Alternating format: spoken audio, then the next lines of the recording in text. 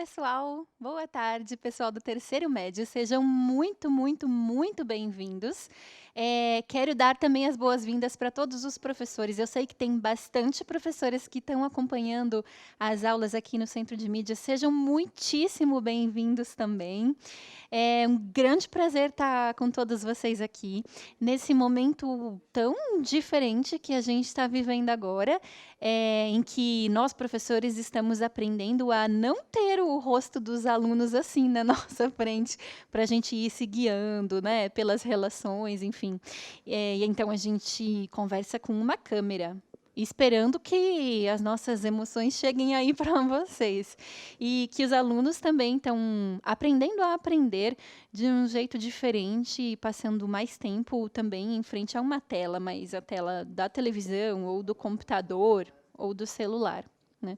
Então, a gente vai palmilhando esse caminho juntos, vamos juntos tateando e tentando descobrir qual é a melhor forma de fazer essa educação diferente, remota, que a gente tem hoje, para que seja muito proveitosa, para que seja muito frutífera, para os dois lados, tanto para professores quanto para estudantes, porque eu parto do seguinte pressuposto: uma aula é uma troca de saberes, é um momento em que a gente se encontra para partilhar. Eu nunca tive a ilusão de que eu vou ensinar a vocês alguma coisa a mais do que vocês vão ensinar a mim.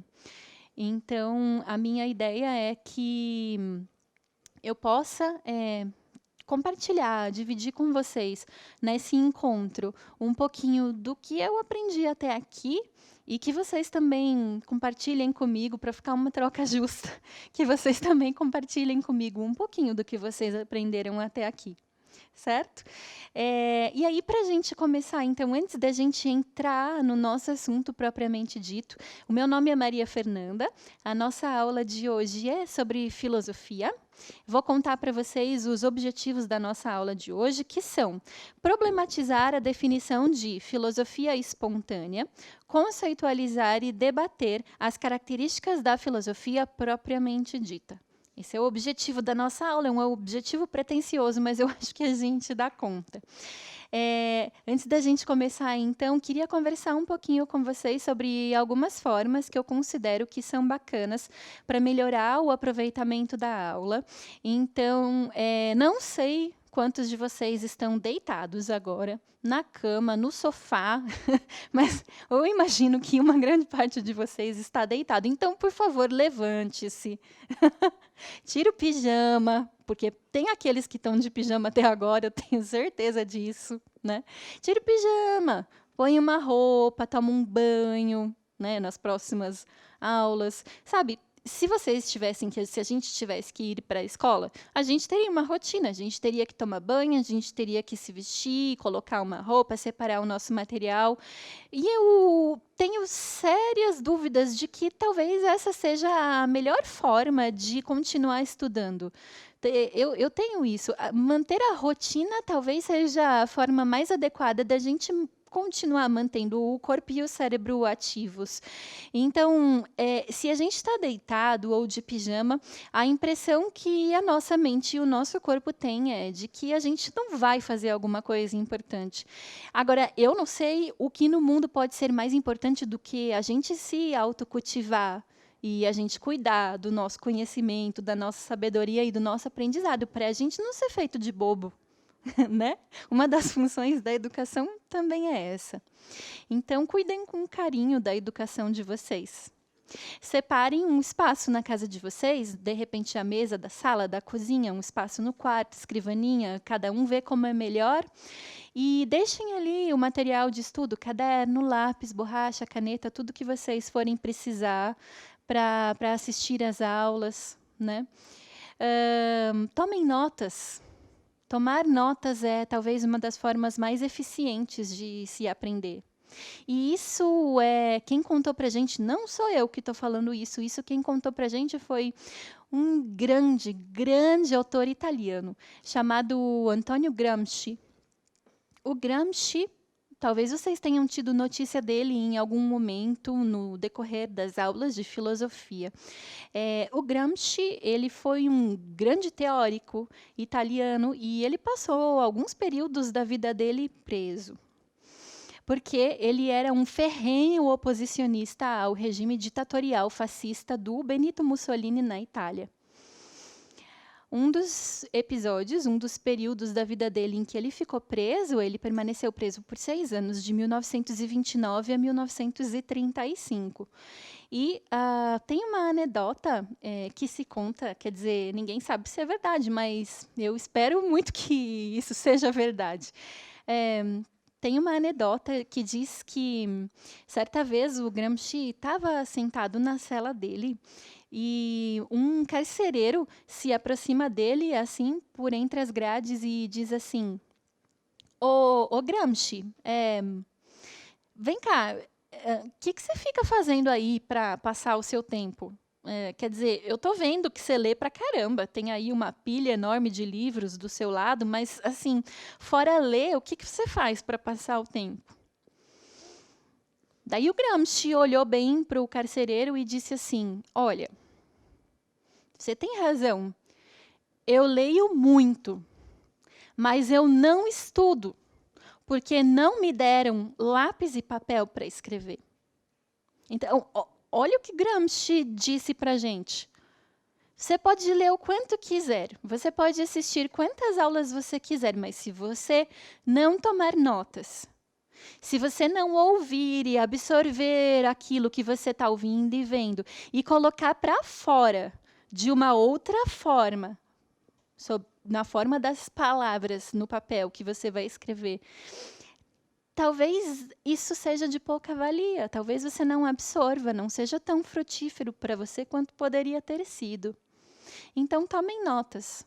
Tentem começar com isso já nessa aula de hoje. Se vocês ouvirem alguma coisa ou mostrar alguma coisa que vocês considerarem que é relevante, que é importante, que é interessante, tomem notas. E tomar notas não tem regras.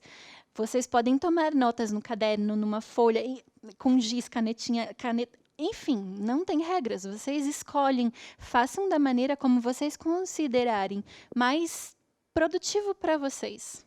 Aí cada um vai desenvolvendo a sua metodologia. Beleza? Certo? Ainda falando nesses preâmbulos da nossa aula, eu gostaria de convidá-los a fazer um uso bastante respeitoso do chat, porque particularmente, eu vim aqui hoje para este encontro com vocês, imbuída do mais profundo sentimento de respeito pela generosidade que vocês estão tendo de doar uma parte do tempo de vocês para estarem aqui comigo.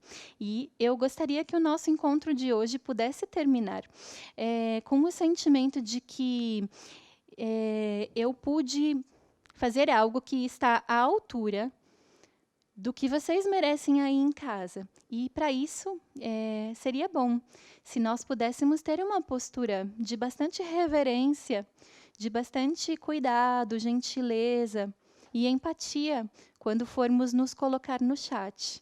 E eu acho que, tendo essas atitudes, a gente vai ter um encontro muito bom. Então, vamos lá? Vamos começar?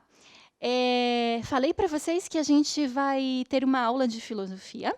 E para a gente começar a navegar no nosso tema mesmo, vou colocar uma perguntinha aí na tela e vou dar alguns minutinhos para vocês colocarem as respostas de vocês no chat. Vou ler e daqui a pouco a gente se encontra. Vamos lá?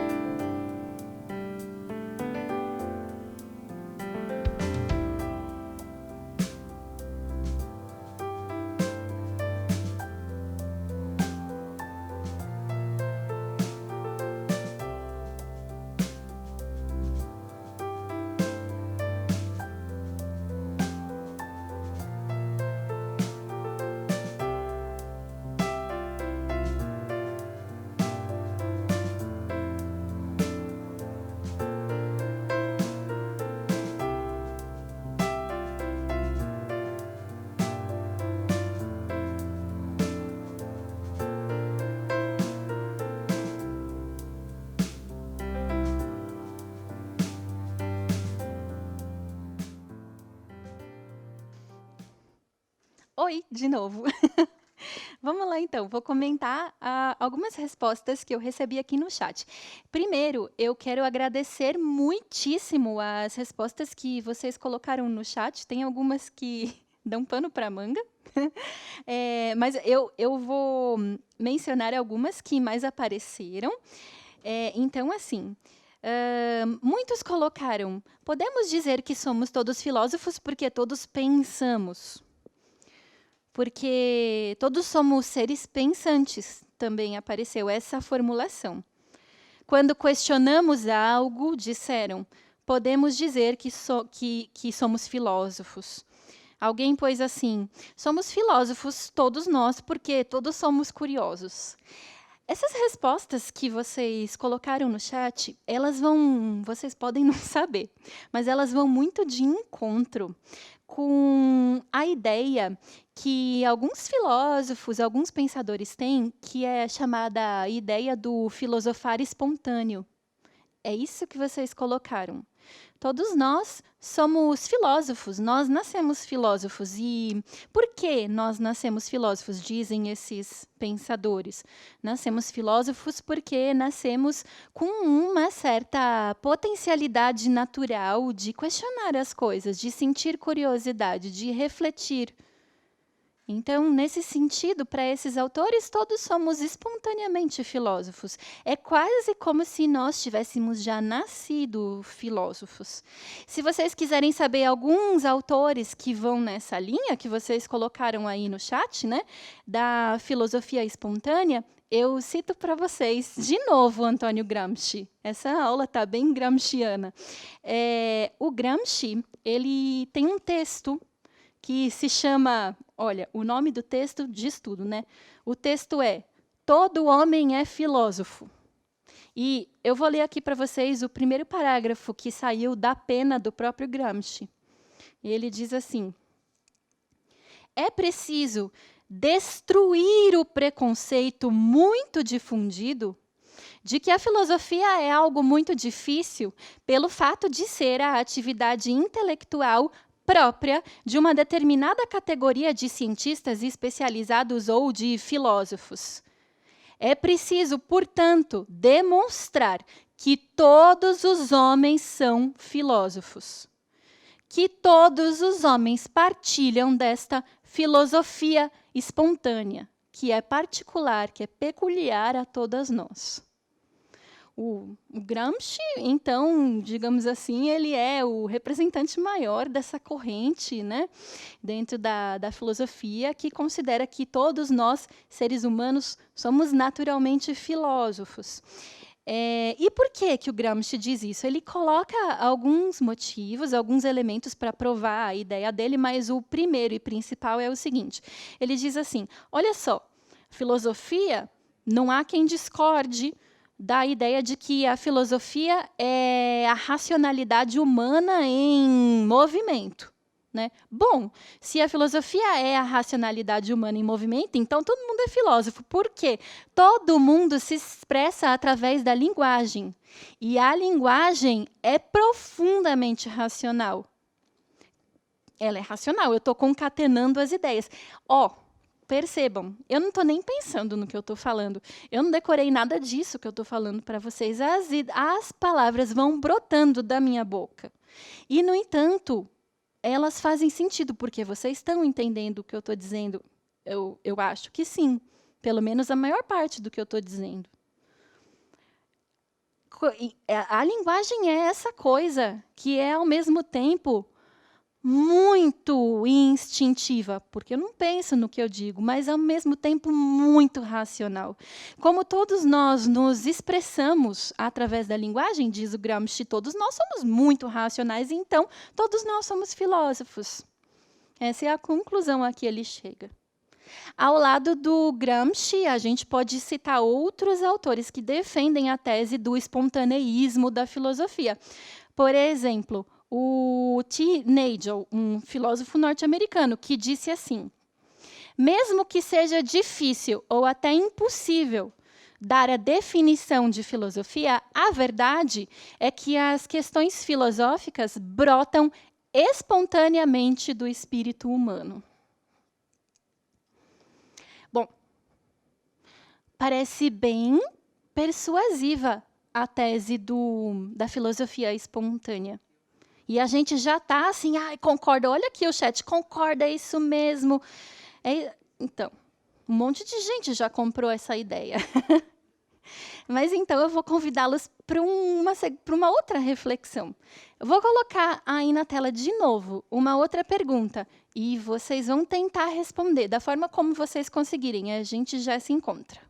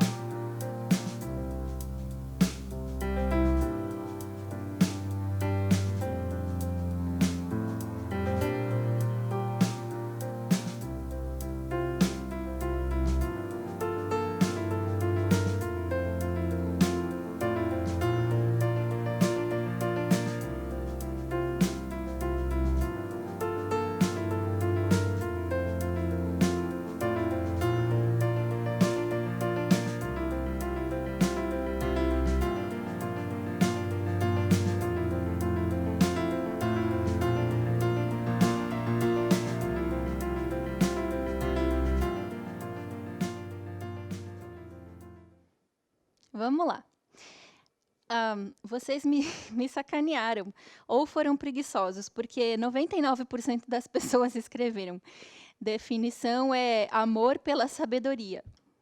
Que significa que 99% das pessoas jogou filosofia no Google e pegou a primeira definição que apareceu, que é o Google traz para a gente a definição da etimologia da palavra. Etimologia é a ciência que estuda a origem das palavras. É isso aqui, ó, etimologia. A maioria das pessoas pegou a definição do Google. A definição do Google é etimológica, porque o Google diz assim, a filosofia é a junção de duas palavras, philos e Sófia. Philos é o amor e Sófia é o conhecimento ou a sabedoria. Daí você pega juntos dois, filosofia, amor pela sabedoria, né? Bom, essa definição é correta, a definição etimológica da palavra é correta, Mas vocês foram um pouquinho preguiçosos, né? Então, assim, eu vou fazer 2 perguntas para vocês. Vamos lá. Só porque eu consertei um sapato, isso quer dizer que eu sou sapateiro? Ou, só porque eu fritei um ovo. Fritar um ovo é um processo físico e químico. É físico porque altera a forma do ovo, e é químico porque desnatura a proteína do ovo. Só porque eu fritei um ovo, isso significa que eu sou físico ou que eu sou químico? O que vocês acham? Transpondo, então, porque a gente está falando, só porque eu refleti sobre algum assunto, isso significa que eu sou filósofo? Um monte de gente foi convencido pela teoria da filosofia espontânea. Vocês que já estavam convencidos de que todos nós somos naturalmente filósofos, o que vocês respondem a essas questões? Só porque eu fritei um ovo, eu sou um químico? Só porque fritei um ovo, sou um físico? Porque consertei um sapato, sou um sapateiro? Uma grande corrente da filosofia vai dizer não, vai dizer um cabal não. Sabe por quê? Existe uma grande corrente da filosofia que se chama filosofia sistemática. Ou talvez a gente pudesse colocar assim como filosofia propriamente dita. São os filósofos que defendem que não, nós não somos naturalmente filósofos. Olha, o Caio Prado Júnior, gente, meu mais profundo respeito por este intelectual. Foi um intelectual brasileiro da maior envergadura. Caio Prado Júnior tem um livrinho dessa finurinha, que se chama O que é Filosofia? Aí ele fala assim, o que é filosofia é um troço meio difícil de definir. Agora eu sei dizer o que não é filosofia, ele diz. Então ele escreve assim, o que não é filosofia? Não é uma especulação infinita e desregrada em torno de qualquer assunto ou questão. Isso daí, diz o Caio Prado Júnior, não é filosofia. Filosofia não é, nesses termos do Caio Prado Júnior, sentar no bar e ficar divagando sobre um monte de assuntos aleatórios, a chegada dos OVNIs na Terra. Isso, o Caio Prado Júnior diz, isso daí não é filosofia, isso daí é qualquer coisa. É achismo, é opinionismo, e isso daí é qualquer coisa, mas filosofia não é. O Caio Prado Júnior está dizendo isso daí para a gente. Né? A gente pode ir mais longe no tempo, a gente pode voltar lá para o Platão, a gente pode voltar para a Grécia Antiga, o berço da filosofia ocidental. O Platão, ele era muito duro nos posicionamentos dele.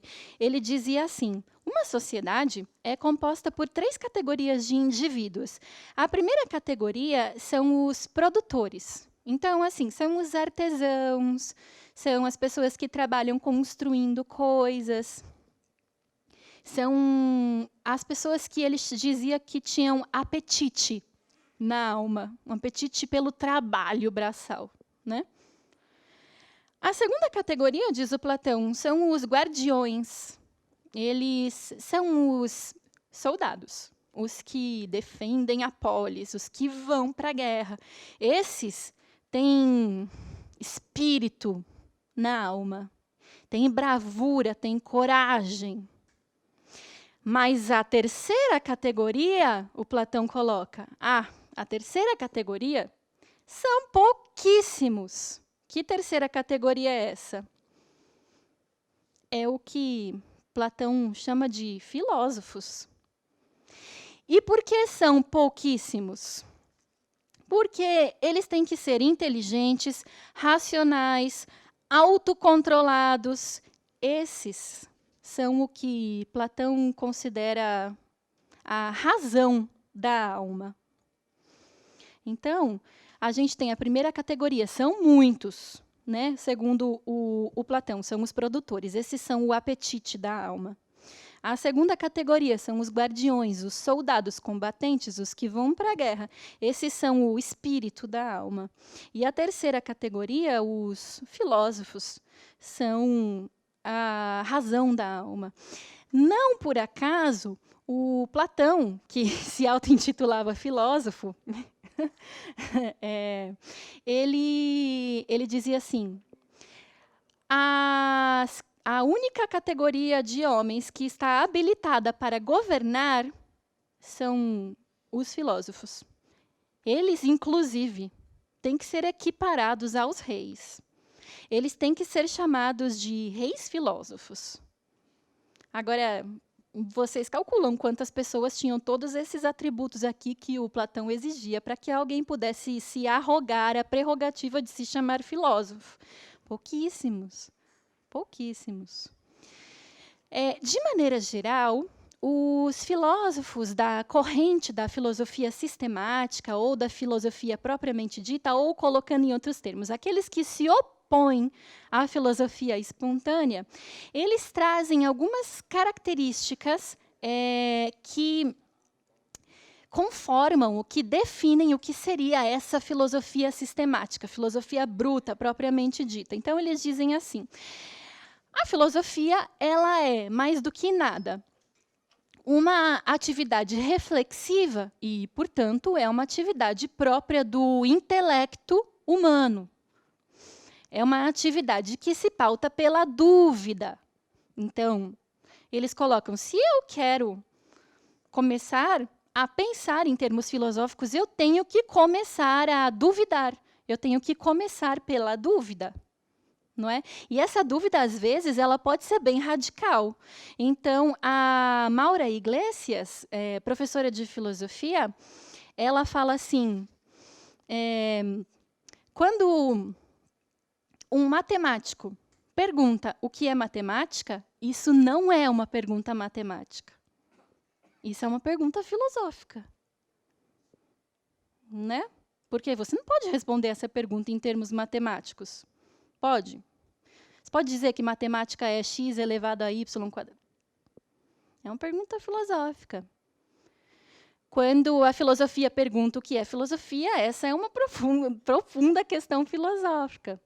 Então, a gente tem que partir da dúvida, a gente tem que perguntar até as coisas que a gente, às vezes, dava por óbvias, tipo o que é matemática. Né? Então, a gente tem a dúvida, a gente tem a reflexão, a gente tem a pretensão do conhecimento da verdade, porque eu não sei quantos de vocês são familiarizados com a leitura dos filósofos em si, mas muitos deles começam as suas obras dizendo assim: todos até aqui estavam errados. Agora, eu que descobri a verdade, vou contar nesse livro. Então, existe uma certa pretensão, um certo compromisso com a verdade. Aí que a gente pensa assim, nossa, que engraçado, porque todos eles se comprometem com a verdade, mas às vezes as filosofias são bem contraditórias entre si. Bom, isso não é uma contradição da filosofia em si, porque a filosofia, eu contei para vocês, ela tem como premissa, como ponto de partida, a dúvida. No fundo, o que nós estamos fazendo aqui nessa aula não é mais do que um exercício filosófico. Nem é bem uma aula. É muito mais uma provocação, a maneira do que o Sócrates fazia lá na Grécia Antiga, quando ele chegava para uma pessoa aleatória na rua e fazia uma pergunta. Ele estava fazendo filosofia, ele estava trabalhando com dois elementos centrais da filosofia, que são a dúvida, e às vezes ela é bem radical, e é o diálogo também. Então, esses filósofos da filosofia sistemática dizem assim, o seguinte, não tem filosofia sem dúvida, sem reflexão, sem uma pretensão de conhecimento da verdade, quer dizer, sem um compromisso com a verdade, mas talvez a característica mais importante que esses filósofos apontam seja, não há filosofia sem uma referência à tradição. Gente, a tradição filosófica, ela é literalmente milenar. Se a gente for pegar como eixo a filosofia ocidental, a gente volta lá antes de Cristo. Então, 2000 e não sei quantos anos de filosofia. Se a gente for voltar na oriental, então, né? Então eles dizem assim: não tem como ser filósofo sem conhecer a tradição. Não tem como ser filósofo sem conhecer profundamente filosofia antiga, Platão, Aristóteles, Sócrates, os pré-socráticos, depois a filosofia medieval, São Tomás de Aquino, Santo Agostinho, como a Igreja Católica se relacionava com a filosofia, depois a filosofia moderna, Wittgenstein. Então, não tem como Descartes. Eles dizem, olha só, não tem como fazer filosofia, se chamar de filósofo, sem conhecer a tradição profundamente. Isso significa sem prestar a devida reverência àqueles que vieram jogando o asfalto no chão para a gente poder palmilhar pela estrada da filosofia. Certo? Alguém falou aqui no Nietzsche, na modernidade, né? Perfeito. Então, aí, gente, eu deixo vocês com essa dúvida, porque aqui é aula de filosofia, não é aula de matemática, que a gente tem uma resposta certa para as coisas. Deixo vocês com a dúvida. E aí, é espontâneo? Não é? É sistemático? Eu deixo vocês com a dúvida. Vocês podem comprar a vertente que vocês quiserem, mas não comprem nenhuma vertente sem antes saber direitinho o que cada uma fala, né? Para a gente ir se encaminhando para o final da nossa aula, então, eu vou convidá-los a fazer uma pequena tarefa de casa que consiste no seguinte. No caderno de vocês, numa folha separada, onde vocês acharem melhor, vocês vão produzir um pequeno texto. Quando eu digo um pequeno texto, cada um vai escrever o quanto julgar necessário para defender o seu ponto de vista, certo? Vocês vão escrever um pequeno texto em que vocês vão apresentar essa dicotomia de visões, a filosofia espontânea e a filosofia sistemática, e vocês vão fazer um esboço, um ensaio de uma defesa de um desses dois lados, trazendo naturalmente argumentos criteriosos. Essa tarefa vocês vão entregar ao professor de filosofia de vocês quando as aulas voltarem presencialmente. Eu tenho certeza que ele vai ficar muito feliz em receber o texto de vocês, certo? Antes da gente encerrar, então, eu vou deixar aí na tela algumas sugestões de textos e filmes e séries para vocês anotarem aí no caderno de vocês, caso vocês queiram conhecer um pouquinho mais sobre o assunto que a gente conversou.